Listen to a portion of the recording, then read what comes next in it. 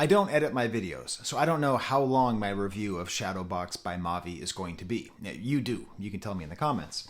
But what I want to do is I want to do a little short, like 1-minute version of this review in the beginning here, in case you don't want to watch it all. That's fine. It's going to be sort of a performance art thing where I'm going to talk about the content and the form of this spectacular album. To start off with the content, I'm going to be quoting extensively from Carl Jung, the Swiss psychotherapist, the founder of analytical psychology, a very interesting figure in the 20th century, late 19th, early 20th century, who founded a lot of the ideas that would then go on for at least a psychological analysis of literature and life. This is what he wrote about the shadow, from Psychology and Religion, West and East, Volume 2. Everyone carries a shadow, and the less it is embodied in the individual's conscious life, the blacker and denser it is. If an inferiority is conscious, one always has a chance to correct it. But if it is repressed and isolated from consciousness, it never gets corrected and is liable to burst forth suddenly in a moment of unawareness. At all counts, it forms an unconscious snag, thwarting our most well-meant intentions. That's the content of this album. The form is this. Yes, yes, y'all. To the beat, y'all. I'm not entirely sure what life means, y'all. Thank you for auditing the Always Positive New Music Review Show, hosted by a French professor who's going to explain whatever the hell that was. Now listen, the shadow is very clear. If you listen to the album, it's a lot about shadow. It's called shadowboxing. If you go to his Instagram, when he released the album, he said this. Mavi said this, not Jung. We'll get back to Jung. Shadowbox out now. Thank you to my shadow for showing me my light. Thank you to all my family and friends for loving me in spite of it all. Thank you for showing me my light to the shadow. Hey, let's quote Jung again. There is no light without shadow and no psychic wholeness without imperfection. Just so you know, I'm getting all of these quotes about, I'm not an expert on Jung or Jungian analysis, so I got this all from a blog called Eternalized Official. I'll include a link in the description. Okay? So what Jung really wrote about, and that was in the opening quote, is that if you don't address the shadow, so the basic idea is that we have something. What he says is the thing that a person has no wish to be. You know, inside of me, there's a very sort of manipulative, ambitious, kind of selfish guy, sort of very arrogant and very insecure. And if I'm not like in touch with that, if I don't bring that shadow up, if I don't address that shadow or acknowledge its existence, it's going to form that snag. And it's going to be like when you chew on the inside of your lip and you keep feeling that, it's just going to be a little snag. It's going to keep getting you. And then the more you push it down, the more you repress it, the more it's going to pop up somewhere else. So this album right here, as he says right there in the name of the title and in most of the lyrics, is about his relationship to his shadow. Quoting again, Jung.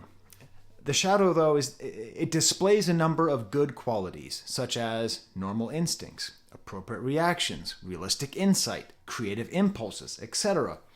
End quote. What's important is that it's not just a monster. It's not just like, oh, I've got the shadow in me, and it's going to come up, and I'm going to drown out all the cats. You know, none of that stuff. It's just like it's something that's actually the way it can exhibit itself within you can feel kind of natural. Going again to that wonderful blog that I'm quoting, they quote one of his closest collaborators, Marie-Louise von Franz, quoting this. The shadow is not necessarily an opponent. In fact, it is exactly like any human being with whom one has to get along, sometimes by giving in, sometimes by resisting, sometimes by giving love, whatever the situation requires. The shadow becomes hostile only when it is ignored or misunderstood. What makes this album so great, its great intellectual and spiritual depth, is that it is an album of not misunderstanding and not ignoring a shadow. It's not just saying, hey, let's be the shadow. It's actually talking about the relationship. And, you know, let's think about the title, shadowboxing. You know, shadowboxing is a thing you can do, right? It's a way that people train when they are boxing. Right? You actually look at your shadow and you see your movements and you're sort of like punching at something that it's like it's how you train, but it's also pointless because you're punching at nothing. You're punching at a reflection of yourself. Okay? Shadow boxing when I heard you on the radio. Oh, I just don't know what made you forget that I was raw, but now I got a new tour. That's a quote from Mama Said Knock You Out by LL Cool J, and that is the image every time I hear the word shadowboxing, I think of LL Cool J over that great Marley Marl beat saying shadowboxing, and that's okay. So that's one idea. Okay, that's the content of the album is coming to terms with, coming to peace with, discussing shadow boxing with your shadow. Not saying, because listen, when you shadow box, the shadow doesn't win and you don't win, right? It's just a way of training you by learning how to be with your shadow, how to interact with your shadow. But I also want to, the way that he tagged that whole thing when Mavi himself said, "Thank you to my shadow for showing me my light, and thank you to my family and friends for loving me in spite of it all." That's the other sort of heartbreaking nature of this album, is how much of it is about his family. His brothers, his sister, his mother, his father, his grandmother. So many people, such a family environment, and the way that someone's struggle with their shadow can impact the people around you. I can tell you that your struggle with your shadow impacts the people around you all the time. So that's the content. But what was that thing I was saying? Yes, yes, y'all, to the beach, y'all. I'm not entirely sure what life means, y'all. So a lot of people have asked me to review this album, and awesome. I reviewed his last album. I really enjoyed it. This album has like nothing to do with that album. It's very, very different in a very good and positive, artistically growthy way. I keep making up words. But when I listen to it, I have a 10-day-old baby, a 2-year-old baby, a 16-year-old daughter. I have this new part of my job. My life is very hectic right now. So this album came out at exactly the wrong time, because what I need right now is hooks and very clear themes and very clear messaging. This album is so dense. It's so rich. And what it is a thing that art, period, rarely is. I would say rap, !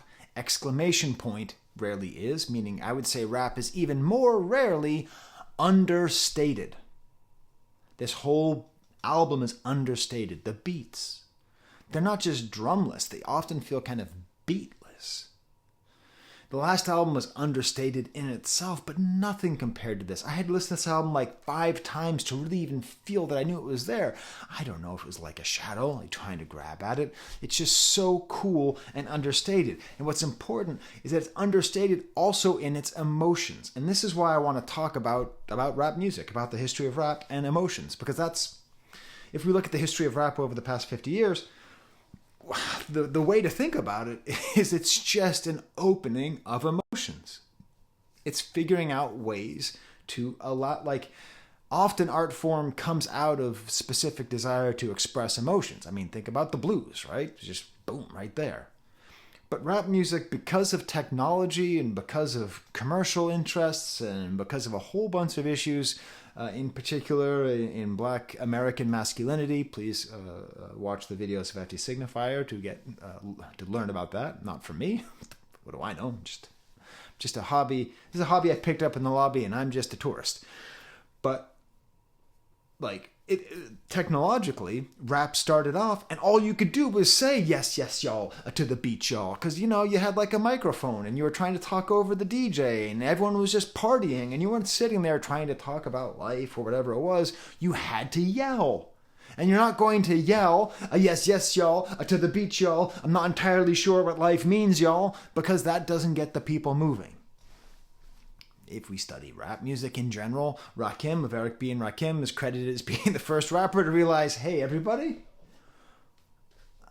I hold the microphone like a grudge, but truthfully, the microphone's pretty cool because you can just talk.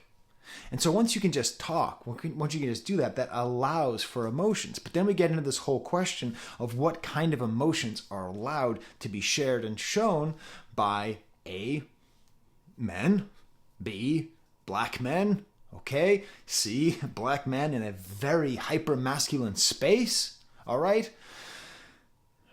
In general, the emotions that are allowed to be shown are kind of stoic.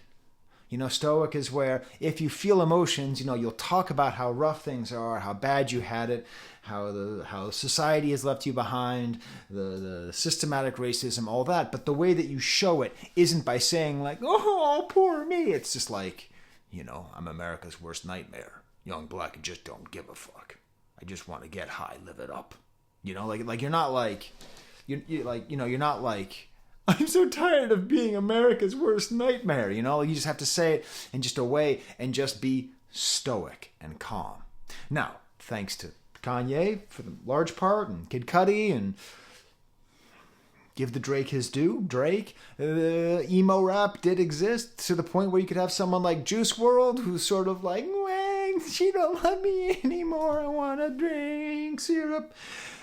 But what's in between that is obviously there's a lot of honest rap music made with honest emotions. I mean, that's whatever. Billy Woods is a little more stoic than kind of straightforward. Kendrick Lamar obviously plays around with this. There's 10s, 20s of rappers who are dealing with human emotions in a very real and upfront way.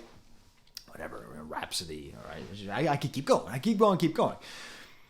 But still, this album is so fascinating because it's a terribly emotional album. It's one of the most emotional rap albums probably that I've ever heard. But it's so smooth and understated. This whole idea of the shadow and its impact on his family and his life. It's a pearl. It's a little miracle, this thing.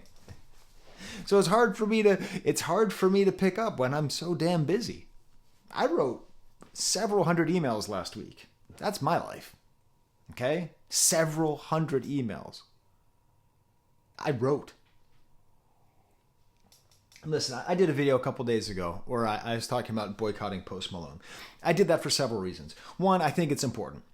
I think if you're a white creator and you're talking about black art, you need to speak your mind. And I really think it's necessary for us to fully, as white creators, acknowledge the problem that is Post Malone and try to nip it in the bud. But also, let's not forget the primary sin that he created is he told the truth about what he thought. Now, I gave him a pass on that because he continued to make rap music after he insulted rap music, thinking, well, I don't know, maybe he just didn't realize that it had this range and this ability, but now he's just making country music and it's clear it was just a grift, right? It's just how many times are we going to allow this grift to happen?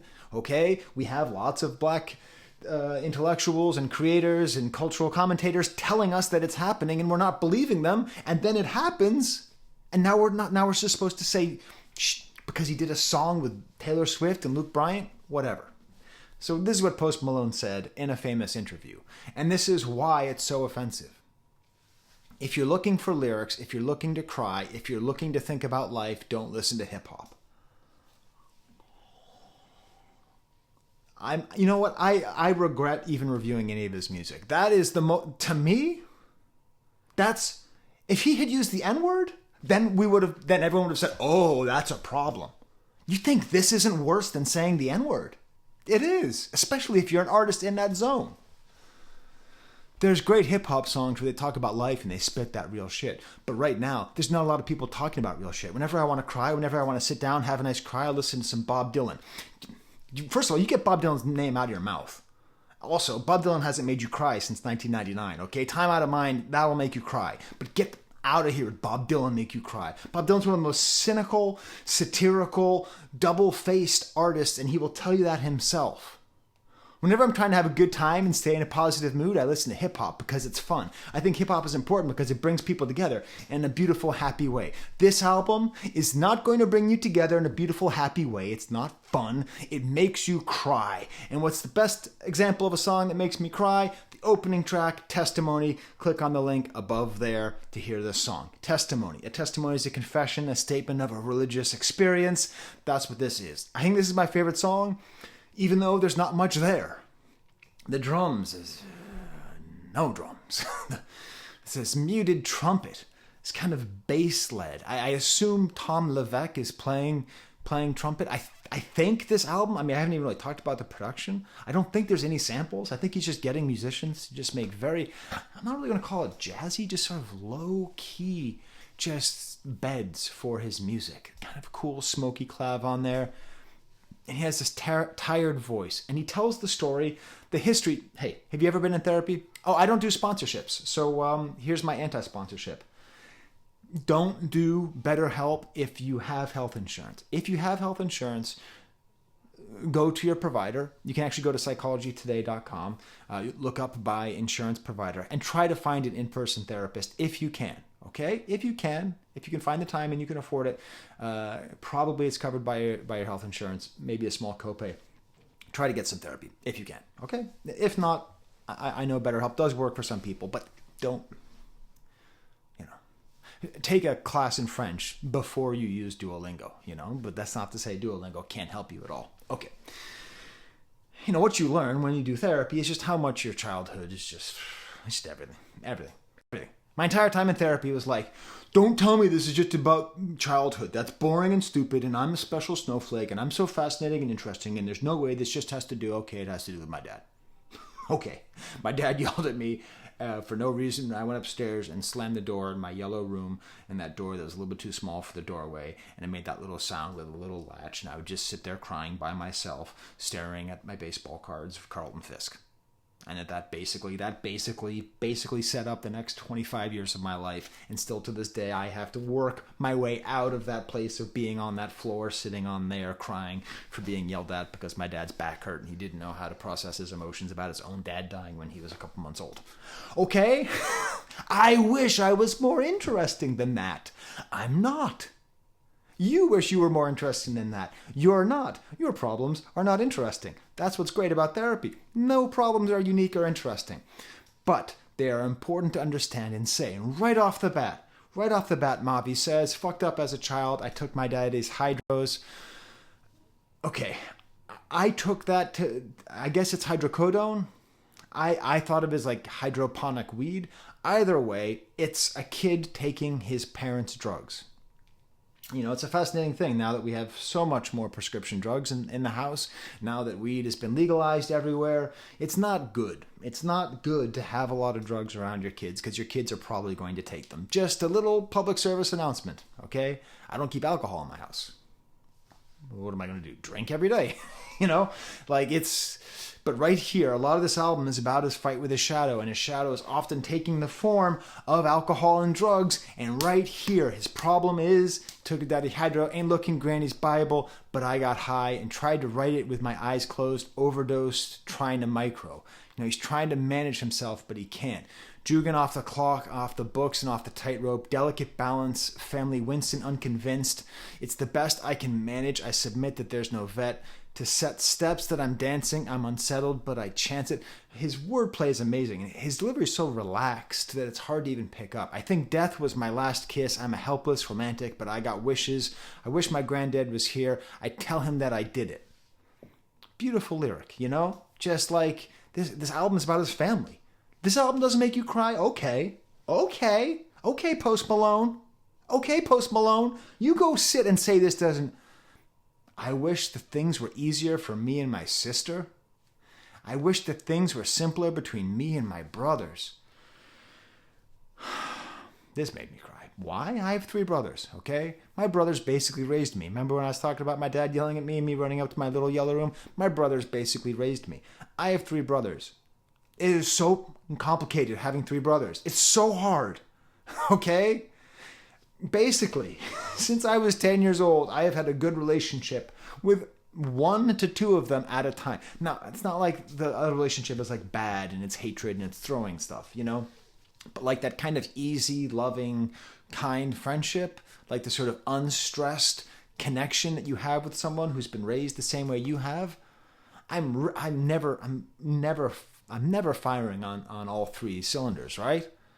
And then on top of all that, our dad died and all this stressful things here. It's just, I wish things were easier for me and my sister. I wish things were simpler between me and my brothers. It's a beautiful lyric. I don't know him. I don't know how many brothers he has. I don't even know if this is maybe like my brothers in a larger sense, meaning like people that he cares about, men that he cares about in his life. But either way, I really relate to it. And it all connects.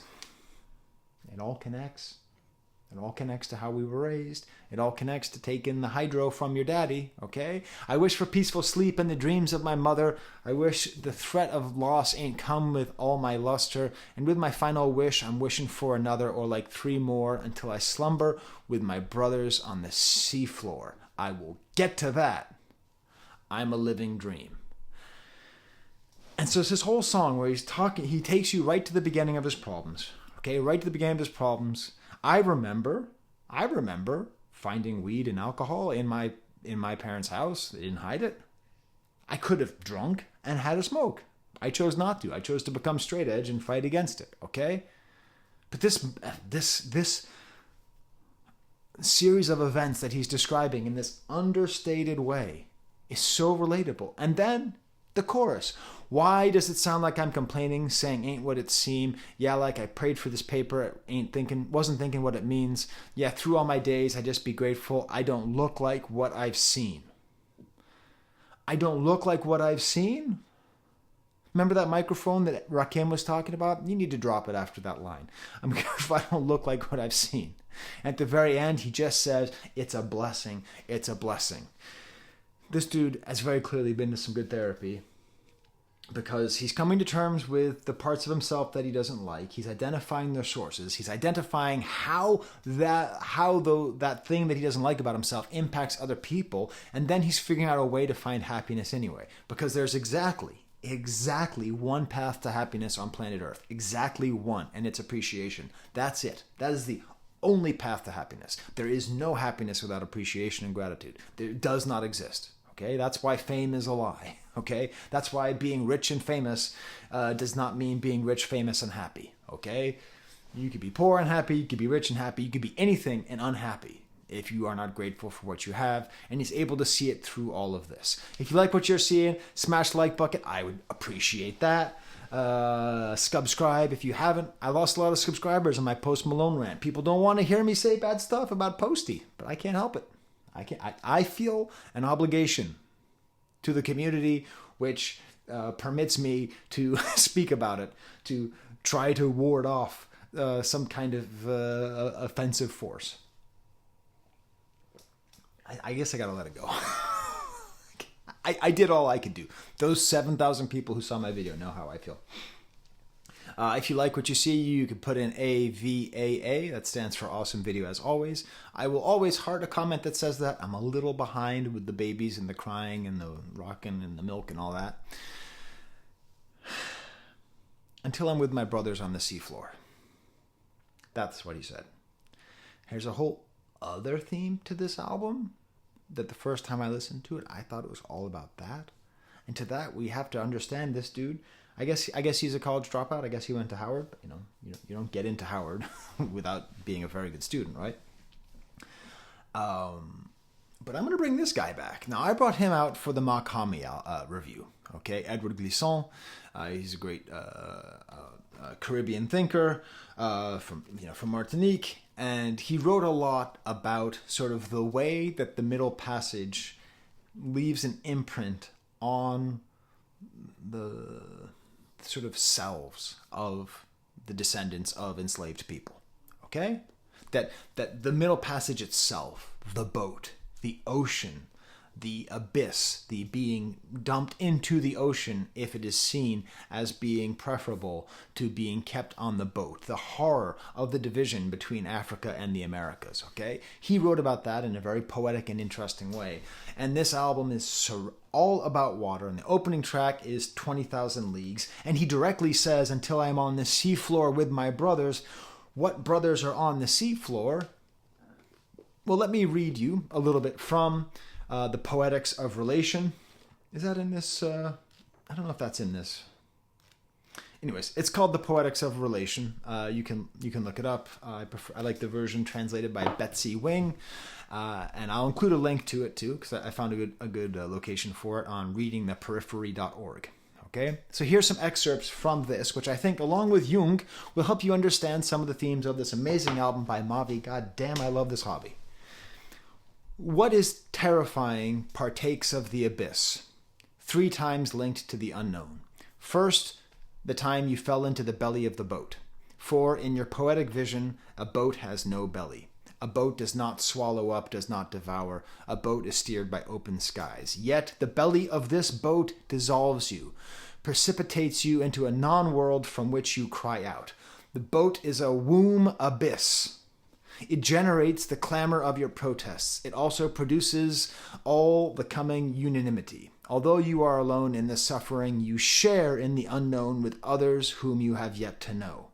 The boat is your womb, a matrix, and yet it expels you. This boat, pregnant with as many dead as living under the sentence of death. The next abyss was the depths of the sea.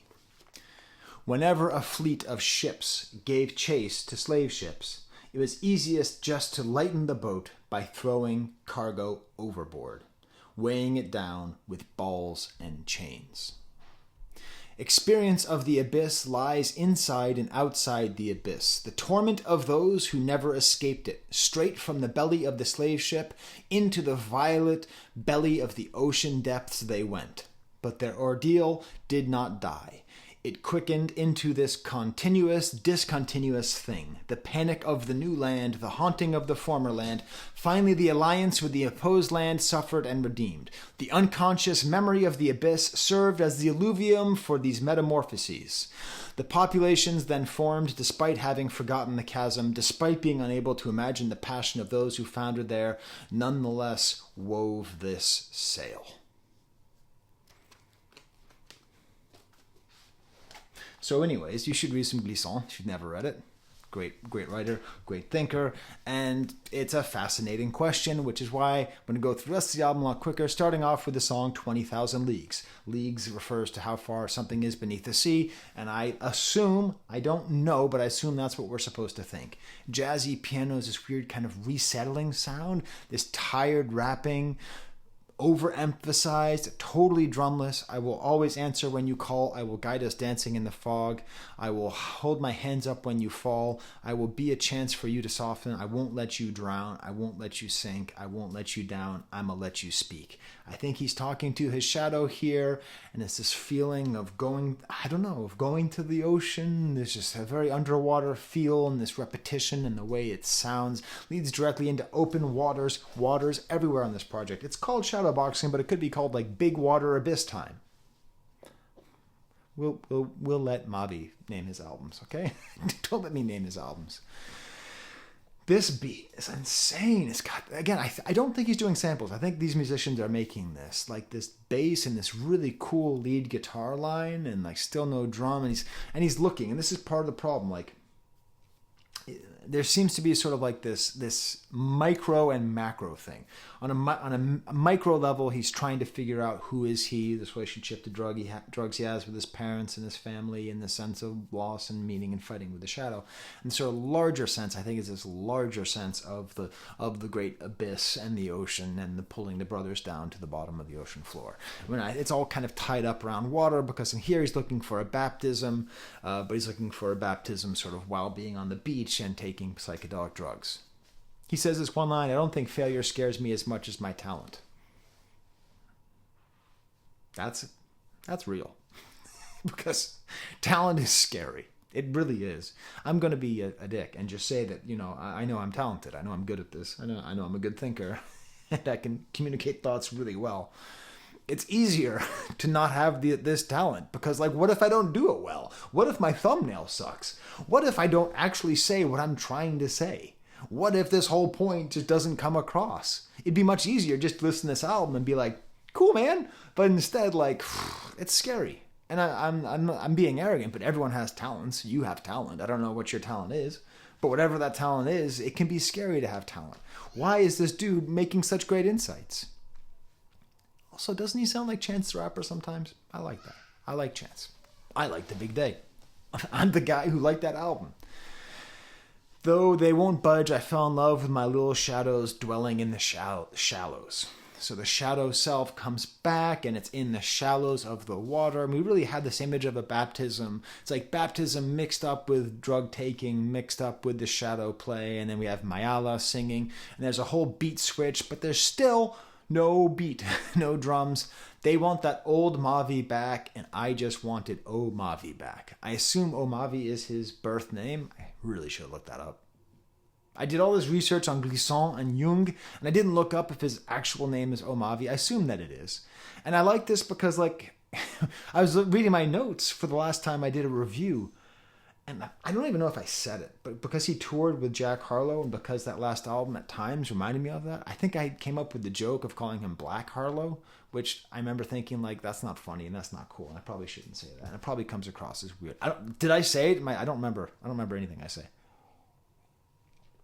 But, like, this album is... I re-listened to his last album. It's far away. And that's this great growth. And then it has this nice bit here, the spoken word from a Nigerian author, Tosin Balogun. And it just has this, like, all discussing about the relationship between art and suffering. Hey, are you American? Did you know the World Cup is coming to America in 2026? The second best player on our soccer team is a guy named Folarin Bolagun. He plays for Monaco now, or Nice. He plays for Monaco. He did play for Reims. Anyways, so if you get World Cup fever, it's interesting. You know, it's a Nigerian name. So he's born in New York, but I think of Nigerian descent. Okay, next song is called I Did. Finally, we have drums. Kind of a Purple Haze style. So the opening to Purple Haze is with just a lot of snares on like every beat. And that's what this makes me think of, because the snares on the rim, it's got this kind of a little bit of a faster style. All about recidivism. Okay, it seemed like the last album was a lot about sobriety, and this is about recidivism, falling back into it. Heaven knows, I was warned before I dove, I ain't listen, anxiety just widening my holes in cognition, I'm fighting sleep, I'm guided by the roars of my engine. He's basically just all keyed up on drugs and totally lost, and all these things he said he wouldn't do, he's doing, because this is the shadowboxing. Okay, the shadow is coming back and taking over. Next song is called I'm So Tired, a cover of the Beatles song. I get one joke, not a cover of the Beatles song. Bloopy sounds here, kind of like a 70s movie soundtrack. Today my grandmother turned 80 and I'm on 3 Percocets. I ain't even 8 yet. Very real, very clear. You know, he's thinking about life in relationship to his family, the success of others, his failures. And he starts talking about Persephone. Man, he's going into mythology here. If we ain't co-parent this pain, prefer you hate me. The only certainty luring me into Hades lately. Persephone flirt with me. If I was 7, first heard her sing. So it's this fascinating idea. So if you don't know the whole story, like, why do we have the winter? Because Persephone... I should have looked this up too. I'm too busy with Glissant. Point is, Persephone... She eats like some pomegranate seeds. How do I not remember this? The point is, because of Persephone, we spend a lot of time. She had to spend like a few months in Hades, and those months are the months that we have winter. Feel free to tell me in the comments if you remember the myth a little bit better than I do. Unless you think it's true, in which case it's not a myth; it's faith. Shout out to my ancient Greeks. But I do like this idea of this figure pulling him into hell, into Hades, although Hades and hell are the exact same thing, but they're close enough in our popular consciousness. And he was 7 because I think we're again tying into this sense that when he took his dad's drugs, this was that moment. This is me, you know, because my parents used to put scotch in ginger ale bottles, like Canada Dry ginger ale bottles. So like, every once I'm like, oh, sweet, ginger ale. Just drinking straight scotch like a 9-year-old. So the fact that I spit it out and didn't just say, scotchy scotch, you know, if I had, my whole life would have been different. My shadow would have been very different. Since then, heaven a blur to me every step, X is hurting me. Grandma giggle in my dreams, rub my temples, rewind it, mutin' what distros is fine, stupid for business, I'm fine with it. You know, it's like an abstract painting with all these little images, these little tiny vignettes that he's throwing in. Just a vignette of his grandmother rubbing his temples. It's beautiful. Tether is the next track. Nice kind of beat, finally, a little staggered beat underwater. I assume this is kind of tied into the concept of the tethered people in the movie Us by Jordan Peele. Maybe his second best movie. I think Nope was probably my favorite movie of his. And then I would say Us, and then I would say Get Out. But mean, none of it's as good as Key and Peele, but it's all very good stuff. Sorry, but good comedy is better than any other genre, in my opinion. But this whole like idea of the tethered is, you have people who live underground who essentially like are just like you, but live this different sort of weird existence. I think that's tied into this whole concept of the shadow. And also we're tethered to our shadows. That's literally how shadows work. Look, I got a shadow on my shirt, right? Because I got my window over there, right? So that right there, that's tethered to me, that shadow, right? The shadow that's on my face right now, that's tethered to me, right? It exists. The shadow of my thumb right there, it exists, and whatever I do, it does. That's what the shadow is. Showing my little brother get his chip without folding his hand, talking about his little brother. Again, so much family stuff here. Break and enter, I was taking pills while mom was making dinner. Going in, again, to this whole pain of his addiction, his confessions. I think my main guardian angel was my babysitter. I let my shadow lead the way, and I got taken in with him, trying to walk towards the light for separation. But you can't. You just can't. It's just me and you. While I forgot to breathe, you grew. If I just try to see and shoot, the shadow self, both gonna die. Did I quote that properly? So this is the problem. The shadow. What's the only way to get rid of your shadow? 6 feet underground. That's it. It's the only way you can get away. That's the way that it works. You cannot separate. You can walk towards the light, but you cannot separate. It's always going to be there. It's just me and you. And what's interesting is there's an oldie-timey song written by the historically problematic Al Jolson. Look up the history. Called Me and My Shadow. Me and my shadow strolling down the avenue. I don't know the melody. Judy Garland also did a version of it. Me and my shadow, not a soul to tell our troubles to. So the me and my shadow in this version, like in the oldie-timey thing, it's that like it's a sign of solitude because it's the only person you have to accompany you is you and your shadow. This is obviously very different, but it's the same idea. You are inextricably linked. Inextricably linked. The me is quiet, the sky is quiet, kind of a full gauzy. By the way, can people stop commenting, bro knows how to yap and yap stuff? Why do people click on hour and 20-minute videos about like a 10-minute song and then say, I'm yapping? I know I'm yapping. There's lots of... Go on YouTube Shorts if you want to see people who don't yap. I like yapping. That's my talent that I'm scared of. Okay. Crazy run to start. It's just one verse, but crazy. Okay. I'm not gonna do the whole like highlighted syllables, genius, how many multisyllabic runs am I gonna do here? But he is doing some absolutely wild stuff. This is some verse of the month type-ish that I think we need to I can't even do it because I don't have flow. Right? I done made hearts bleed, scars sing, cars screech off, dark star seed, saw seesaws creak, rock keep frosty, breathe my fingers beatboxing, with sleep across the street, my feet just keep walking, the greed my need, cross but just seem to breed lawless.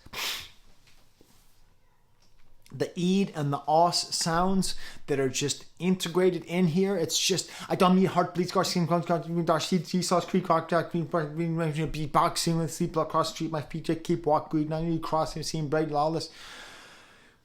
It's just one verse and it's awesome. This dude, he's so damn subtle. He's so damn subtle. You don't even notice that he's a master of his craft. Next song is called Latch.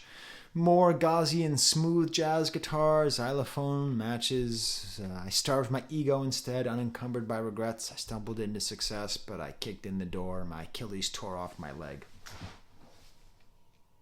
The Achilles is the great hero. And Achilles had a heel, right? And that was his only weakness, was the heel. So that's why he died. Someone shot an arrow in his heel. He could defeat Hector. He could lead his nation to war, lead his nation state to victory, but he had that one problem. So this is a beautiful image of addiction because it's like if my Achilles tore off my leg, your Achilles on your actual leg, it's like it's just there, right?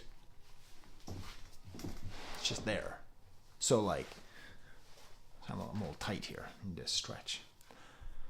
But the idea that that little thing can tear off your whole leg, it's a beautiful image and metaphor for addiction.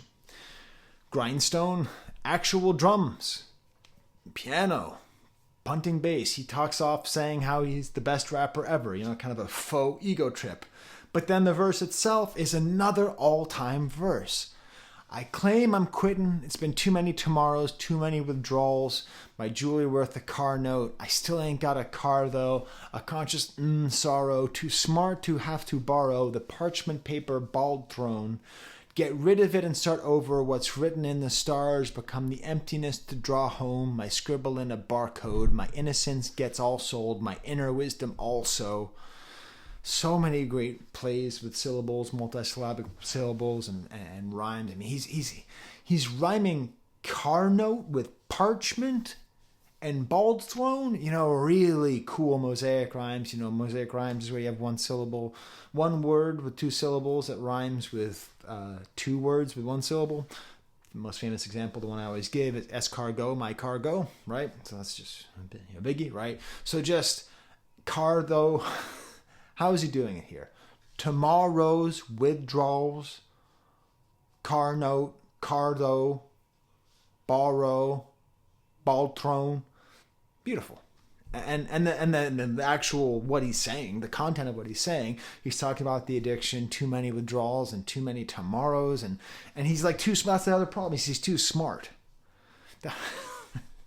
Again, it's easier to be really, really, really out of it, right? That's what happens to people. If people aren't emotionally equipped to deal with their shadow, the shadow just takes over, and then you become a complete wastie. You just give into addiction.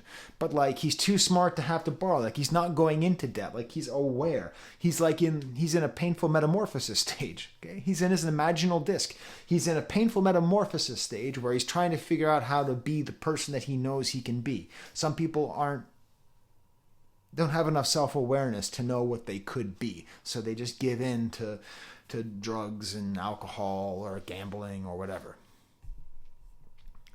What's written in the stars, and that's a question of destiny. Can he break through, become the emptiness, my scribble in a barcode? And then he's talking about how all this great stuff that he's doing ends up becoming just a product.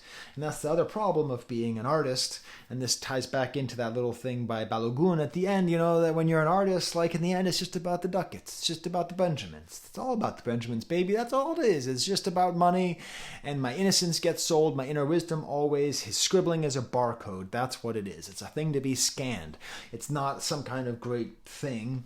It's not some kind of great insight. It is just simply a way for his record label to make more money.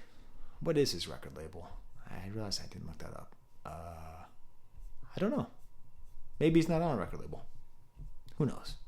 I love the idea of living in a grindstone. That's kind of the world that we're in, where we have to keep on grinding.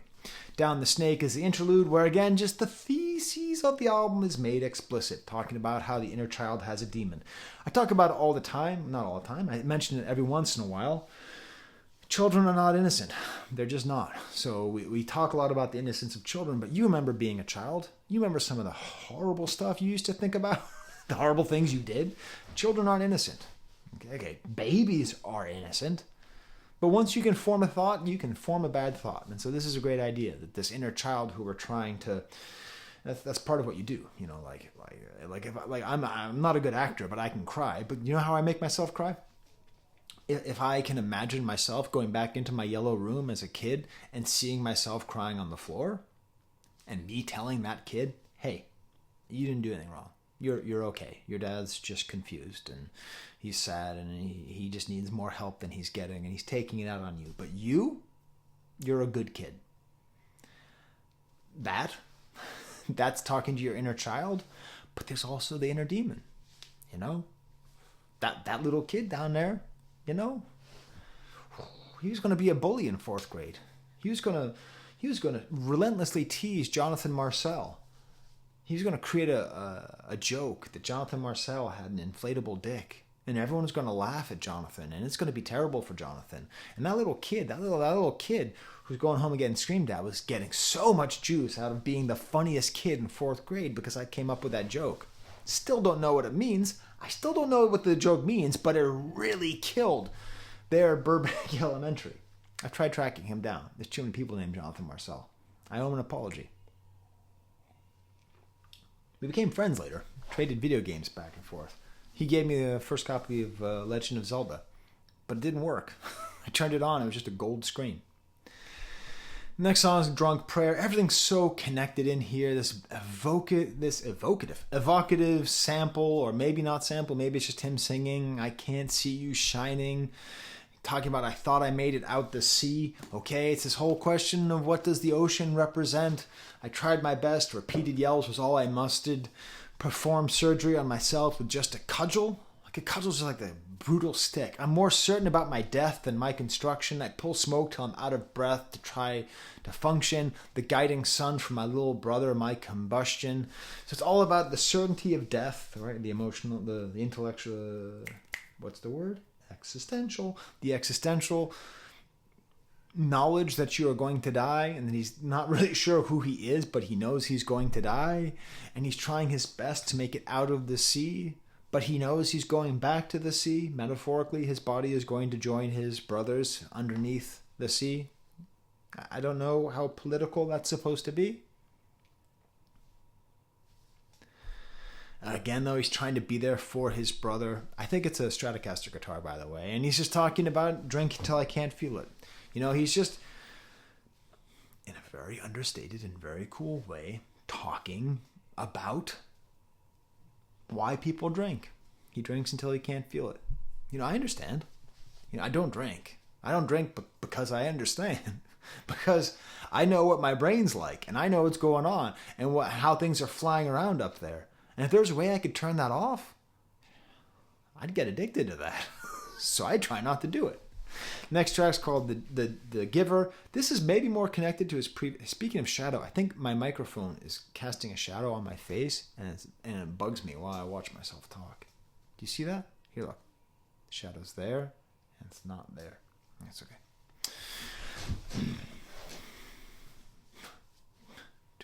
Maybe you should edit Sky. LOL. AVAA. The Giver. So this feels more like it's connected to the last song, the last album, because it's like not really. Maybe it's tied into the themes of this album, but it's just a really good song about jealousy, about a woman who you wish you didn't break up with someone else. How are you happy with another guy? Was wrapped in me, or is he just as fine? It's rattling, not going to lie, that enough to cut a tie. Don't mean to blow you up this time of night. Can't scrub you from my mind. So he's like actually like texting her, and he's like lost, and he's hung up on her. Just make it make sense to me. Am I so much of a stain to you, a mistake to you? You can't erase your history. Everything I gave you, he's gaining from. It's this. It's. I wrote something in my comments. And it's embarrassing. I wrote, this song is if Drake wasn't Cap. I said Cap in my notes. You damn millennials and zillennials and zoomers and alphas and betas and carotenes, you're polluting my brain, because I actually wrote if Drake wasn't Cap. But this is like, you know, Drake sings about this kind of stuff, but you don't believe it with Drake at all, because you don't think he has any emotions at all, because he tells you he doesn't have any emotions at all. But this feels like, again, going back to the whole Post Malone thing, going back to the whole life thing, this is just a great breakup song. This is what it is. This is what the difficulty that he has. And the beat is great. It's by Beach Noise. How have I been sleeping on Beach Noise? He did a bunch of stuff for Baby Keem, a bunch of stuff for Kendrick. He did the Heart Part 5. Great producer, great production on here. I often think, like, no, I'm going to skip. I was going to go on a personal anecdote, but you've had enough of those. Too much to Zell, swirling, restarting sounds, low sub bass, kind of trap music. Again, it maybe doesn't quite fit on this album musically, but a great out-of-breath verse. Trek and Howard as a freshman selling lessons on Phoenician-ish, just aiming where my debt had risen, made near death look effortless. I sank fear in the depths again, ain't here for all the jealous whisperers. To change gears was my best decision. I think fearless my definition. And then the chorus returns to the concept of the shadow, that he wasn't in love with his other self. I think he's sort of describing his life here, all this money and all these decisions that he's making, but he's still in this struggle with his shadow. Then we get Testimony. I've already described it. The album ends with My Own Way, another Chancey the Rapper-y style thing, a weird sample far in the background. I don't know. And just what an amazing verse about the shadow. You made me hate myself, and then I paid you for it. No mom ain't think I'd break her heart, but I'm her baby boy. Can't say if I'm made to favor God or his favorite toy. The day has come to pay a sum I just can't afford. And this beautiful singing chorus, kind of haunting, kind of haunted. To go my own way, a pocket full of poems I won't say. You've got my soul on a loner for the day with no rebuttal. You know I'm gonna pray. I gotta go my own way. Eventually some actual drums come in, some like stilted drums that are behind the beat. Like finally, I swear I hear some hospital beeps here. And then we just have my final quote from the album: of heaven reverend beg him, make some room for me, a tiny blip. The grander scheme of the universe, no routes to run, assigned the bench. Common sense to compensate a compass with no time and space. You do it. I'm going to read it again. I'm not going to interpret it for you. I'm going to read it slower without music so you can contemplate how this ties into his sense of trying to find his way, of trying to figure out his relationship to his shadow self, his better angels, his worst demons, and the sense that he has of who is he. Yes, yes, y'all, to the beach, y'all. I'm not entirely sure of what life means, y'all. Of heaven, reverend, beg him, make some room for me, a tiny blip. The grander scheme of universe, no routes to run, assigned the bench. Common sense to compensate a compass with no time and space. These are my Patreons. They help me to buy music. You know, this album is just great. I think I might have to get this one too. I mean, they give me money and I also buy diapers. So I have a lot of diapers I need to buy. They're not inexpensive.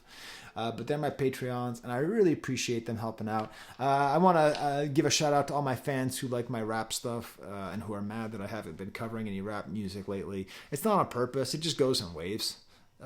Sometimes there's a lot of rap stuff to cover, and sometimes, sometimes Jordy Griep comes out with music.